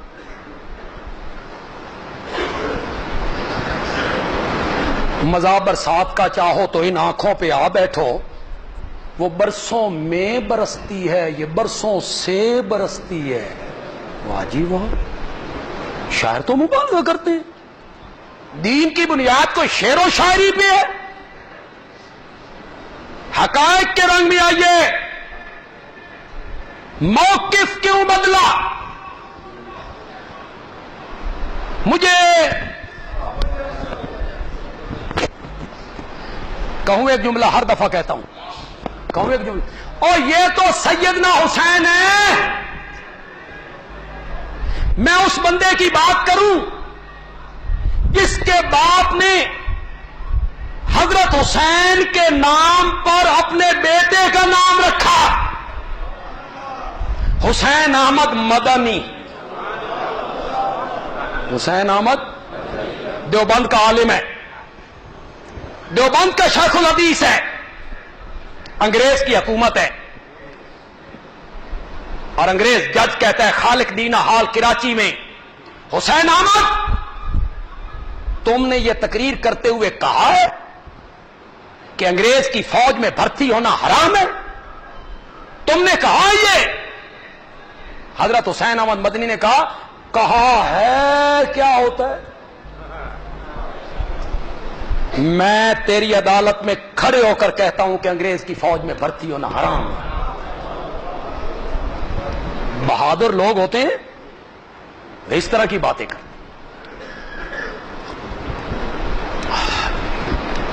حضرت سید عطا اللہ شاہ بخاری رحمۃ اللہ علیہ کو جسٹس کیانی نے کہا تھا شاہ جی یہ ایف آئی آر بڑی سخت ہے, اس میں لکھا ہوا ہے کہ میں مرزا غلام احمد قادیانی کے وقت ہوتا تو اس کو قتل کر دیتا, نہ رہتا باس نہ بجتی بانسری. کہا ہے آپ نے؟ شاہ صاحب نے کہا جسٹس صاحب کہا ہے کیا ہوتا ہے؟ کہا ہے عدالت کو شک ہے نا تو نبوت کا دعویٰ کر کے دیکھے, شام سے پہلے گردن نہ اڑا دوں تو عطا اللہ شاہ بخاری نہ کہنا. موقف نہیں بدلا ان لوگ. چلو آپ کو ایک تھوڑا سا لطیفہ سناتے ہیں, آپ کو تازہ دم کر دیں. حضرت سید عطا اللہ شاہ بخاری ان کی مجلس احرار, وہ سول نافرمانی کرتے تھے سرخ کپڑے پہن کے, سرخ جوڑا پہنا, احرار کا لباس تھا سرخ کرتا, سڑکوں پہ نکلنا گرفتاری دینا. انگریز کی حکومت تھی. ایک دن انگریز نے خسروں کو دیکھا کہ انہوں نے سرخ کپڑے پہنے ہوئے ہیں, انہاں خسرے انہوں پھاڑ لے. بھئی یہ بھی احرار ہے. کسی نے شاہ جی کو آ کے کہا شاہ جی خسرے پھڑے گئے جے,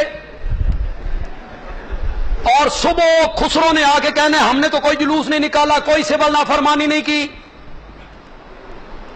اخباروں نے لکھنا ہے کہ احرار نے معافی مانگ لی, تحریک بدنام ہو جائے گی. شاہ جی نے فرمایا خسروں سے میری ملاقات کرو.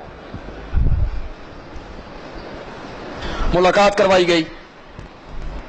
پتہ نہیں شاہ جی نے ان سے کیا کہا, جو بات مرد کلندر کی بارگاہ میں, کیا زبان ہے, پتہ نہیں کیا کہا, پتہ نہیں کیا کہا. صبح کے ٹائم جب خسرے عدالت میں آئے, پولیس پکڑ کے لائی. انگریز جج تھا, ایک خسرا آگے بڑھا, اس نے دروازے میں سے جھانک کے دیکھا, اگے وہ جج بیٹھا تو وہ دوسروں کو کہتا ہے آ جاؤ اپنی برادری ہے, آ جاؤ. یہ پیش ہوئے. جج نے کہا تم نے سول نافرمانی کی, تم نے جلوس نکالا. خسرے جواب میں کہتے ہیں سول نافرمانی کیا ہوتی ہے, جلوس کیا ہوتا ہے, اسی تے مولویاں دے نال ہاں.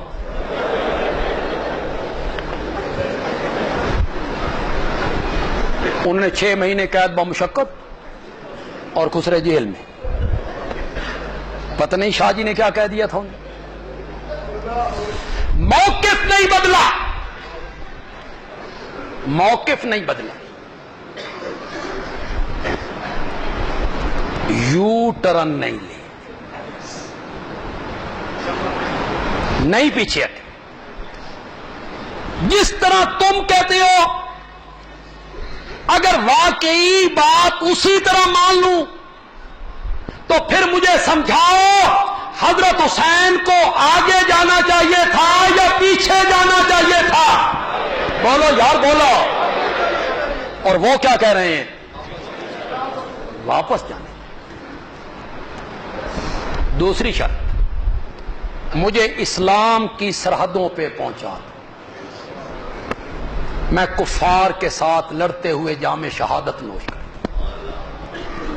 وہاں لے جاؤ. تیسری شرط, مجھے یزید کے پاس لے چلو, فہو ابن امی, وہ میرے چچا کا بیٹا ہے.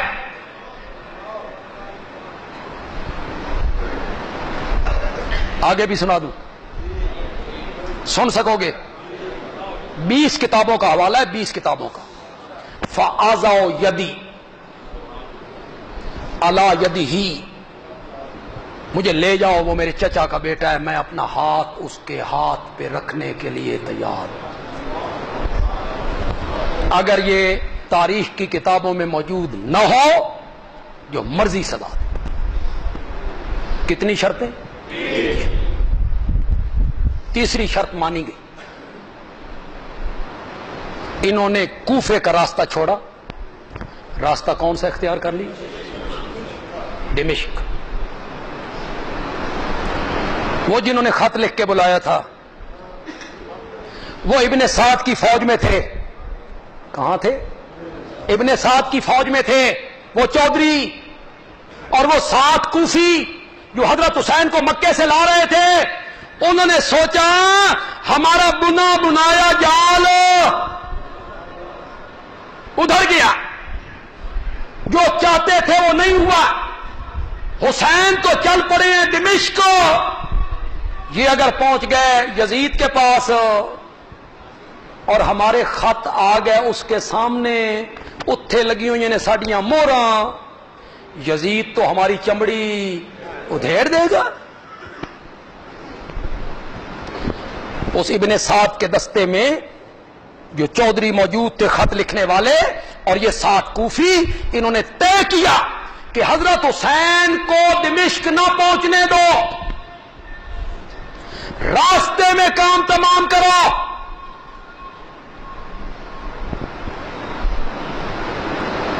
ایک تیر سے 2 شکار کرو، حضرت حسین بھی اور ملبہ کس پہ آ جائے گا؟ یزید پہ آ جائے گا، تم صاف بچ نکلو گے۔ ابن سعد کے دستے میں ہے نا، ابن سعد کا دستہ تو یزید کا ہی دستہ تھا، یہ لوگ اس دستے میں شامل تھے۔ انہوں نے 10 محرم کو اپنا کام تمام کر دی۔ علی اکبر 18 سال کے، علی اصغر 6 مہینے کے، جو راستے میں آیا یہ کاٹتے چلے گئے، اور خطوں کو جلانے کے لیے خیموں کو کیا لگا دی؟ خیموں کو آگ لگا دی کہ خط ضائع ہو جائے، کوئی خط نہ بچے۔ یہاں اگر آپ اجازت دیں تو یہ علی اصغر اور علی اکبر یہ انہوں نے بنائے ہیں، یہ کوئی نام نہیں ہے۔ علی اصغر، علی اکبر، سب کے نام لیتے ہو، کہتے ہو کہ 72 آدمی شہید ہوئے کربلا میں، میں کہتا ہوں ان کے نام بتاؤ، چلو بتاؤ ان کے نام۔ میں دنیا نیوز ہے اخبار، یا میں یقین کے ساتھ نہیں کہہ سکتا، یا کوئی اور اخبار ہے، اس نے 2-3 دن پہلے بہت خوبصورت مضمون لکھا اور بڑی جرأت کے ساتھ لکھا ہے، ابو بکر بن علی، اس نے لکھا ہے کہ کربلا میں جو شہید ہوا وہ حضرت حسین کا بھائی تھا جس کا نام تھا ابو بکر۔ یہ بڑی جرأت کی بات کی اس اخبار نے، یہ کربلا میں موجود تھے۔ حضرت علی کے ایک بیٹے کا نام ابو بکر ہے، حضرت علی کے ایک بیٹے کا نام عثمان ہے۔ حیران ہو گئے ہو؟ حیران ہو گئے ہو؟ نہیں ہو سکتے۔ حضرت علی نے اپنے بیٹے کا نام کیا رکھا؟ ابو بکر۔ بیٹوں کے نام دشمنوں کے نام پہ رکھتے ہو کہ پیاروں کے نام پہ رکھتے ہو؟ تو حضرت علی کو پیار کس سے تھا؟ بیٹے کا نام ابو بکر، دوسرے بیٹے کا نام عثمان، حضرت حسن کے بیٹے کا نام ابو بکر، دوسرے بیٹے کا نام عمر، حضرت حسین کے بیٹے کا نام ابو بکر، دوسرے بیٹے کا نام عمر، حضرت ابو بکر کے بیٹوں کے نام ہیں ابو بکر، عثمان پوتے کا نام ہے ابو بکر، عمر۔ کہوں ایک جملہ؟ بولو کتنے زور سے سبحان اللہ کہو گے؟ جو پہلے آپ نے سبحان اللہ کی بلال کے اس جملے کے وقت اس سے ذرا بلند آواز سے سبحان اللہ کہنا، میرے سینے میں بھی ٹھنڈ پڑ جائے گی، میرے سینے میں بھی ٹھنڈ پڑ جائے گی۔ جس گھر کے آنگن میں، جس گھر کے کمروں میں، جس گھر کے دالان میں، جس گھر کے برآمدوں میں، جس گھر کے سین میں ابو بکر، عمر، عثمان نام کے بچے کھیلتے ہو وہ گھر رافضیوں کا نہیں سنیوں کا ہوا کرتا ہے. سنیوں کے گھروں میں جو بچے ہوتے ہیں ان کا نام ابو بکر ہوتا ہے. تو حضرت علی کا گھرانہ بھی کس کا گھرانہ تھا؟ اہل سنت کا گھرانہ تھا. حضرت علی کا گھرانہ سنیوں کا گھرانہ تھا. اس کے گھر کے صحن میں جو بچے کھیلتے تھے ان کے نام کیا تھے؟ ابو بکر، عمر، عثمان. آئیے جو سب سے اہم بات ہے میں اس کی طرف آنا چاہتا ہوں. حضرت حسین کا قاتل کون ہے؟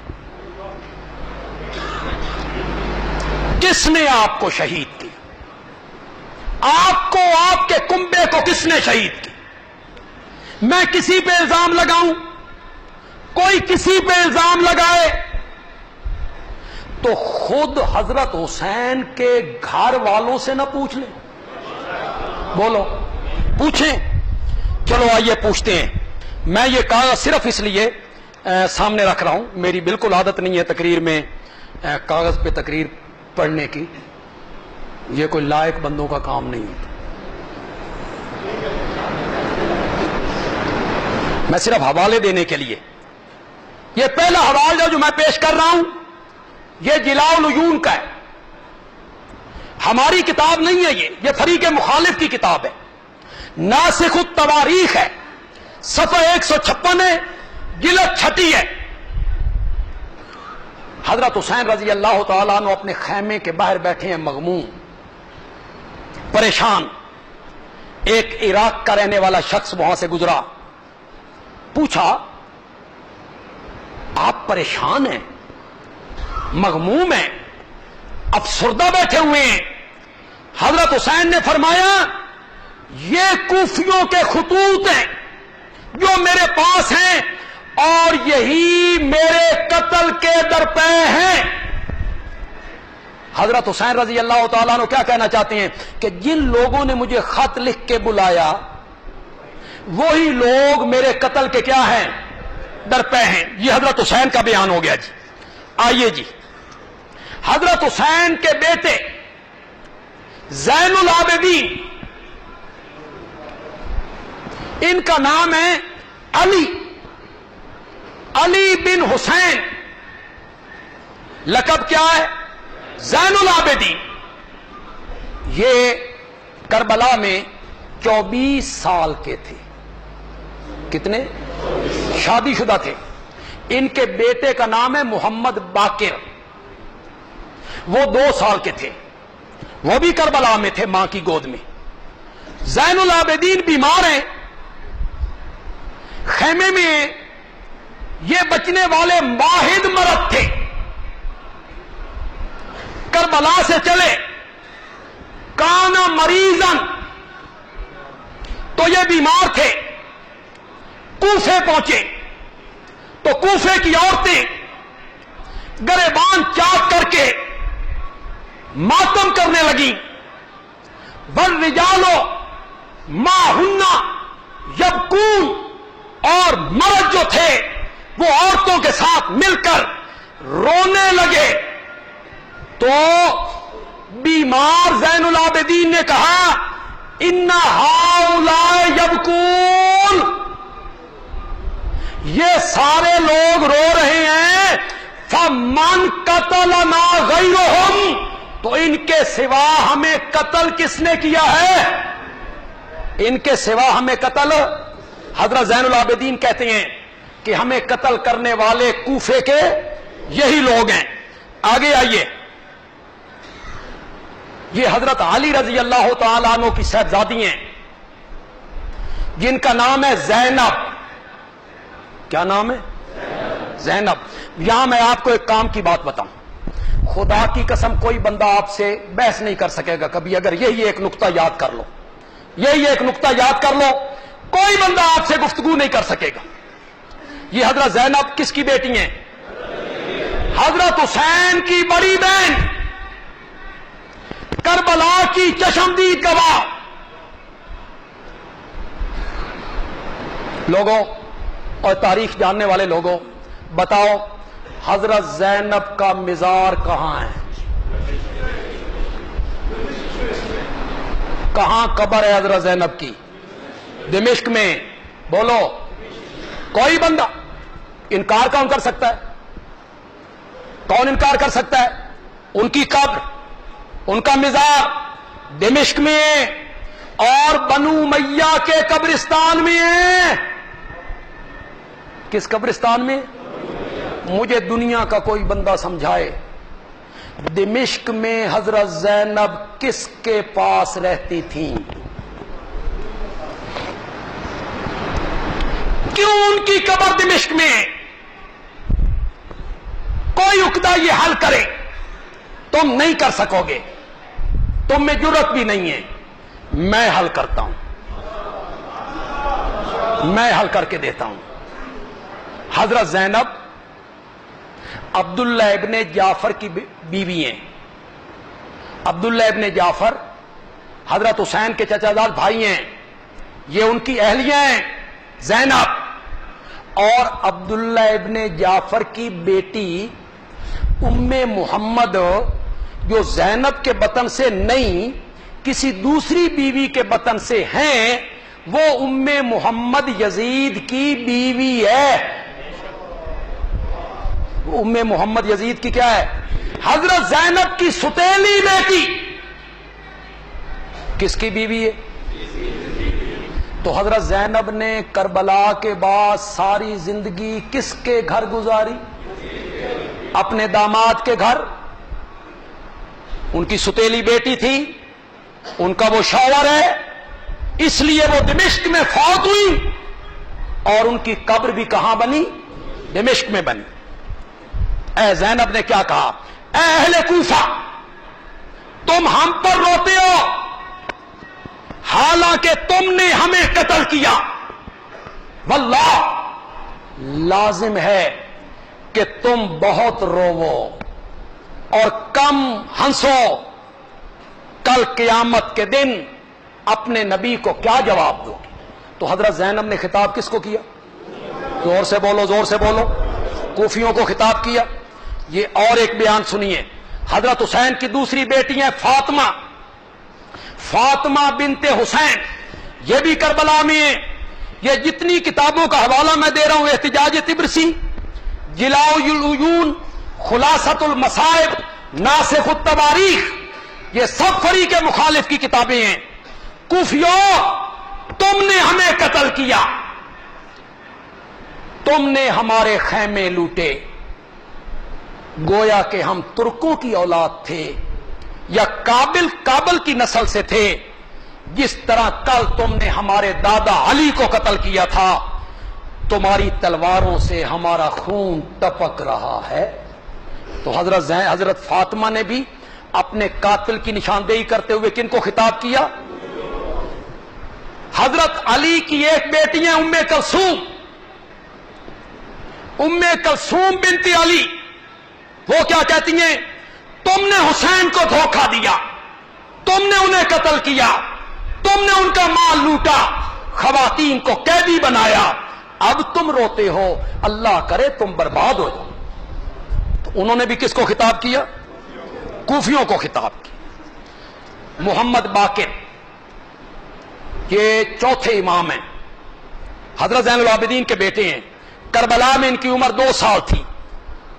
کوفیوں نے بیعت علی پھر توڑ دی، تلوار ان پہ سونت لی، ان کو شہید کر دیا. پھر ان کے بیٹے حسن سے بیعت کی، پھر ان کو دھوکہ دیا، خنجر ان کی ران پہ مارا، ان کا خیمہ لوٹ لیا، حتیٰ کہ انہوں نے معاویہ سے صلح کر لی. پھر ہمیں ہزاروں عراقیوں نے حسین کی بیعت کی، اور جنہوں نے بیعت کی انہوں نے تلوار ان پر چلائی اور انہی نے حضرت حسین کو شہید کر دیا. یہ محمد باقر کیا کہہ رہے ہیں کہ میرے بابا کے، میرے دادا کے قاتل کون ہیں؟ کوفی قاتل ہیں، جنہوں نے خط لکھ کے بلایا تھا. ایک حوالہ جو میں یہاں پیش کر رہا ہوں یہ مجالس المومنین کا حوالہ ہے، صفحہ 241 ہے.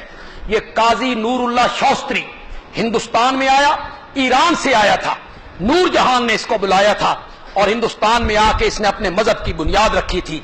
اس نے مجالس المومنین میں لکھا کہ کوفہ کے لوگ واقعہ کربلا کے بعد مل بیٹھے، افسوس کرنے لگے کہ دنیا و آخرت کا خسارہ ہم کو حاصل ہوا، ہم نے حسین کو بلایا، پھر غداری کی، تلوار چلائی، اب ہم شرمسار ہیں، توبہ کرنا چاہتے ہیں، اور اس کا طریقہ یہ ہے کہ ہم بنی اسرائیل کی طرح ایک دوسرے کو قتل کریں۔ یہ کہتے ہوئے وہ تمام لوگ زانوں کے بل گر پڑے۔ یہاں کوفیوں نے خود اعتراف کر لیا کہ حضرت حسین کو ہم نے بلایا، اور بلا کے ہم نے حضرت حسین کو کیا کیا؟ ایک حوالہ بہت کام کا آپ کو بتانے لگا ہوں، اگر آپ میری تقریر یہ آپ کو ملے گی، فیس بک پہ بھی آپ دیکھیں گے اسے، بندیالوی کہتا ہے، بندیالوی، یہ آپ کھولیں گے، یہ لفظ بندیالوی کہتا ہے، بندیالوی، تو میرا جمعہ بھی آپ کو ملے گا، میرا درس قرآن بھی آپ کو ملے گا، میری ساری تقریریں آپ کو ملیں گی، اور یہ جو تقریر آج ہو رہی ہے یہ بھی آپ کو وہاں مل جائے گی۔ یہ خلاصۃ المصائب ہے، صفحہ 201 ہے، بڑا زبردست حوالہ ہے جی، اس کو نوٹ کریں۔ کہتا ہے لیس فیہم شامی ولا حجازی، حضرت حسین کے قاتلوں میں کوئی شام کا آدمی، حجاز کا آدمی شامل نہیں تھا، بل جمیعہم من اہل الکوفہ، بلکہ وہ سارے کے سارے کون تھے؟ کوفے کے رہنے والے تھے، جنہوں نے حضرت حسین کو بلایا، جنہوں نے حضرت حسین کو بلایا، خط لکھ کے بلایا، وہ کوفے کے غدار تھے، انہی نے حضرت حسین کو کیا کیا؟ زور سے بولو، زور سے بولو، آؤ سارے مل کر جو میں لفظ کہنے لگا ہوں، بڑا برملا کہنے لگا ہوں، برملا کہنے لگا ہوں، سارے مل کر میرے ساتھ بولو، سیدنا حسین کے قاتلوں پر لعنت، زور سے بولو، زور سے بولو، جنہوں نے قتل کیا، جنہوں نے سازش بنائی، جنہوں نے خط لکھے، جنہوں نے حضرت علی کے خاندان کے لوگوں کو دھوکے دیے، حضرت علی کے بیٹے کو بلایا، وقت میں دامن چھڑا گئے، حضرت حسین کے قاتلوں پر لعنت۔ اللہ تعالیٰ انہیں دنیا میں بھی معاف نہ کرے، انہیں آخرت میں بھی اللہ معاف نہ کرے۔ یہی لوگ تھے حضرت حسین کے قاتل، کوفے کے لوگ، جنہوں نے حضرت حسین کو دھوکے سے بلایا اور پھر حضرت حسین کو بڑی بے دردی سے کیا کر دیا؟ شہید کر دیا۔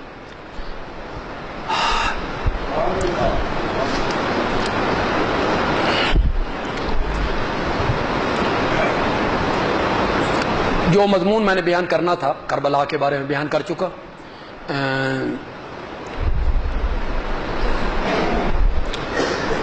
جو پرچیوں کے جواب ہیں وہ میں بڑے مختصر طور پہ دوں گا، کہیں تقریر کے دوران ہی ہو گیا ہوگا بہت کچھ،